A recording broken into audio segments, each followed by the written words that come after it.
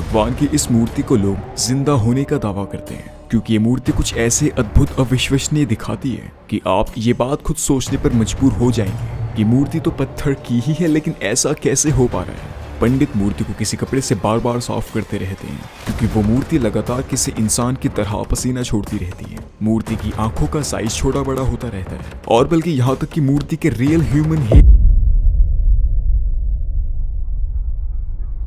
आपने मूवीज या कभी किसी कहानी में तो ये जरूर सुना होगा कि यहाँ जमीन के नीचे खरबों का खजाना दफने है।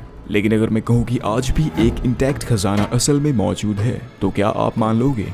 इस मंदिर को लेकर बरसों से लोगों का ये मानना था कि इसके नीचे अरबों का नहीं बल्कि खरबों का खजाना इंटैक्ट पड़ा हुआ है। 2011 में जब मंदिर की इन्वेस्टिगेशन शुरू की गई तब ऑफिसर्स ने मंदिर के अंदर के चैम्बर्स में जो देखा उस पर उन्हें यकीन करना बहुत मुश्किल था और उन्हें भी लोगों की मान्यताओं के आगे सर झुकाना पड़ा। लेकिन वो ऑफिसर्स भी आखिरी चैम्बर को खोलने में नाकामयाब रहे और ऐसा माना जाता है कि अगर वो जबरदस्ती चैम्बर को खोल भी देते तो ये दुनिया तबाह।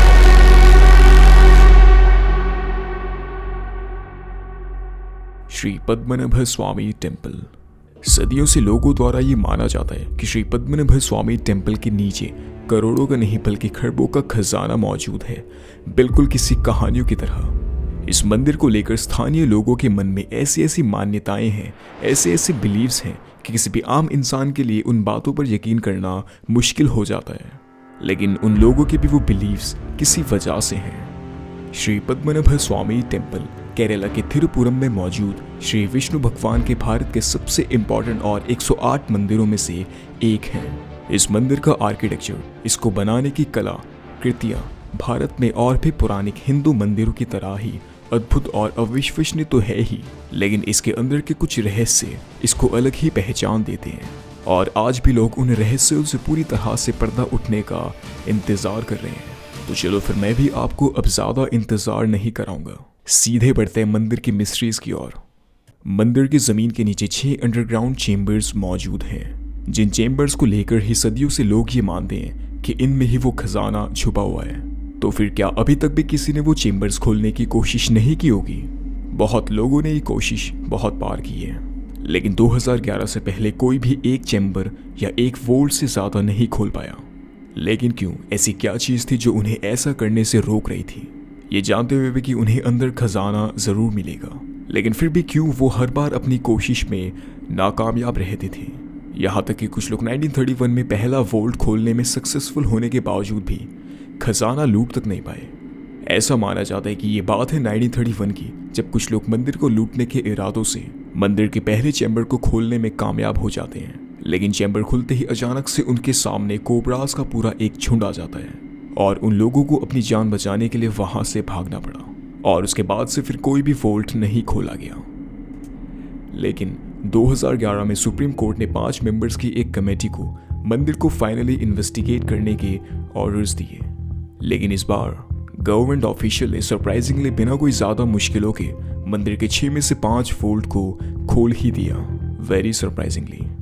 बेसिकली उन्हें कुछ दिक्कत नहीं हुई वोल्ट खोलने में, जैसे पहले होती थी कि कोबरास खजाने को बचाने के लिए सामने आ जाते थे और बल्कि सिर्फ कुछ सालों पहले तक भी वो वोल्ट के दरवाजे खोलने ऑलमोस्ट इम्पॉसिबल थे।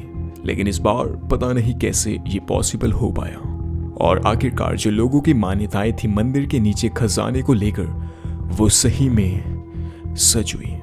उन 5 वोल्ट्स में से मिलाकर 1 लाख करोड़ के वैल्यू जितना खजाना मिला, जैसे ठीक आप इस इमेज में देख सकते हो। ये इमेज तो ओरिजिनल नहीं है, पर आप लगभग कुछ ऐसा ही इमेजिन कर सकते हो, जिसमें gold coins, jewelleries, gold statues और कई precious stones, diamond, gold, silver थे।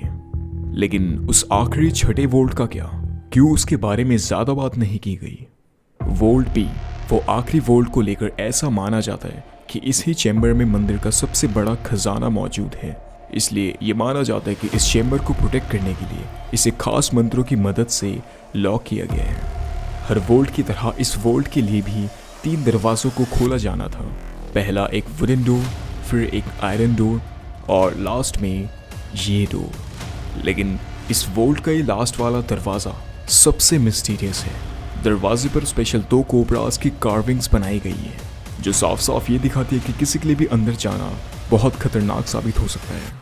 जब ऑफिशियल्स पहले दो दरवाजों को खोलकर इस दरवाजे तक पहुंचे तब उन्हें बहुत दिक्कतें आई और वो पहले अटेम्प्ट में फेल हो गए और दूसरी बार कोशिश करने से पहले ही उन्हें भक्तों और मंदिर के ओनर रॉयल फैमिली द्वारा रोक लिया गया।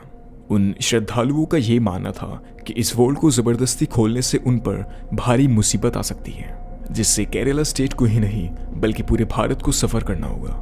ये माना जाता है कि इस वोल्ट को सही तरीके से एक रीति रिवाज से ही खोला जा सकता है, जिसमें किसी बहुत उच्च महान संत को गरुड़ा मंत्र का उच्चारण करना होगा। माना जाता है कि ये वोल्ट किसी सुपर नेचुरल पावर्स, कोबराज और वैम्पायर्स से हाईली प्रोटेक्टेड है और ये वोल्ट इतना ज़्यादा मिस्टीरियस और अनएक्सप्लेनेबल है कि मंदिर कर्मचारी और कुछ लोगों ने भी जब पहले कभी ये चैम्बर खोलने की कोशिश की तब उन्हें वोल्ट के अंदर से समुद्र की लहरों और कुछ स्ट्रेंज डरावनी आवाज़ें सुनाई देती थी।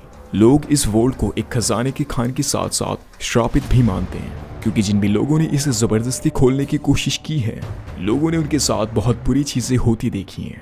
जैसे अगर मैं आपको सबसे सॉलिड और रीसेंट एग्जाम्पल दूं तो मिस्टर सुंदर राजन, जो कि सुप्रीम कोर्ट की बनाई कमेटी में से एक मेंबर थे और जिन्होंने ही इस आखिरी वोल्ट को खोलने के लिए अटेम्प्ट किए थे, तो वोल्ट खोलने का ट्राई करने के एक महीने के अंदर अंदर ही उनकी एक स्ट्रेंज रीज़न की वजह से डेथ हो गई। लोगों के पास ऐसे बहुत से एग्जाम्पल्स हैं जिससे उनके ये बिलीव्स और भी स्ट्रांग हो जाते हैं।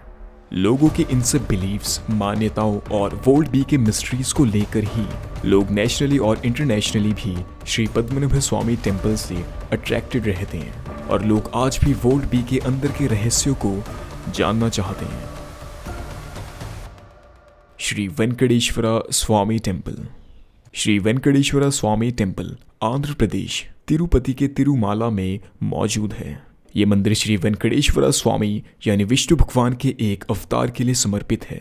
ये मंदिर अपने आप में ही बहुत अद्भुत और पॉजिटिव एनर्जी का सोर्स तो है ही, लेकिन श्री वेंकटेश्वरा स्वामी की मूर्ति को लेकर लोग जब कुछ बातें जानते हैं तब लोग उनकी शक्तियों की एक हल्की सी झलक को देखकर उनके सामने नतमस्तक हो जाते हैं। स्वामी के अद्भुत आइडल को लेकर ये कहा जाता है कि उनके आइडल पर रियल ह्यूमन हेयर मौजूद है। सिल्की स्मूथ टैंगल फ्री वो बाल इस तरह से ग्रो करते हैं जैसे स्वामी के आइडल जिंदा हों। इसी के साथ साथ स्वामी के आइडल एक पर्टिकुलर टाइम पर लगातार स्वेट करते रहते हैं। उस मूर्ति की बैग से लगातार पसीना आता रहता है, जिसे पंडितों को बार बार साफ करना होता है। इन्हीं के साथ साथ एक और अजीब बात ये है कि अपने आसपास ठंडा वातावरण होने के बावजूद भी स्वामी की मूर्ति 47 डिग्री सेल्सियस और 110 डिग्री फ़ारेनहाइट तक गर्म रहती है। और अगर आप आइडल के बैक पर अपने कान को लगाओगे तो आपको समुद्र की लहरों की आवाज़ सुनाई देगी। ये एक साइंटिफिकली प्रूवन फैक्ट है कि अगर रॉक एम्फर किसी भी पत्थर पर डाला जाता है तो ये किसी भी पत्थर को आसानी से क्रैक करके गहरे निशान छोड़ देता है। लेकिन स्ट्रेंजली या फिर मिस्टीरियसली रॉक एम्फर का स्वामी की मूर्ति पर जरा भी प्रभाव नहीं पड़ता, यहाँ तक कि एक निशान भी नहीं, जबकि स्वामी की आइडल भी एक पत्थर से ही बनाई गई है। भक्तजन स्वामी की आइडल की आंखों में डायरेक्टली नहीं देख सकते क्योंकि आइडल की आंखों से कॉस्मिक एनर्जी रेडिएट होती है, जिस एनर्जी से ही बचने के लिए उनकी आंखों को कवर किया जाता है। लेकिन मिस्टीरियसली हर थर्सडे को आइडल की आंखें खुद ब खुद छोटी हो जाती हैं और रेडिएशन निकलना भी बंद हो जाता है, इसलिए थर्सडे को उनकी आंखों से कवर भी हटा लिया जाता है और आप उनकी आंखों में देख सकते हो। लोगों का ये बिलीव है कि अगर आप अपने बालों को स्वामी के चरणों में अर्पित करते हो तो आपको अपनी जिंदगी में सुख की प्राप्ति होगी और स्वामी आपसे प्रसन्न रहेंगे। इस ही वजह से रोज हजारों भक्तजन अपने सर के सभी बाल श्री वेंकटेश्वरा स्वामी के चरणों में अर्पित कर देते हैं। मूर्ति को लेकर इन सभी चीज़ों की वजह से ही स्वामी के आइडल को बहुत ही ज़्यादा मिस्टीरियस या अनएक्सप्लेनेबल कह लो आप माना जाता है। स्वामी के आइडल की इन एबनॉर्मल क्वालिटीज़ की वजह से ही ये मंदिर लोगों के मन में भगवान के प्रति एक अलग ही विश्वास की भावना लाता है। दोस्तों, तो ये वीडियो आपको कैसी लगी कमेंट सेक्शन में आप मुझे बता सकते हो और साथ ही साथ आप ये भी बता सकते हो कि और कैसे वीडियोस आप देखना चाहते हो। बाकी यहाँ तक वीडियो देखने के लिए आपका बहुत बहुत धन्यवाद। राम राम।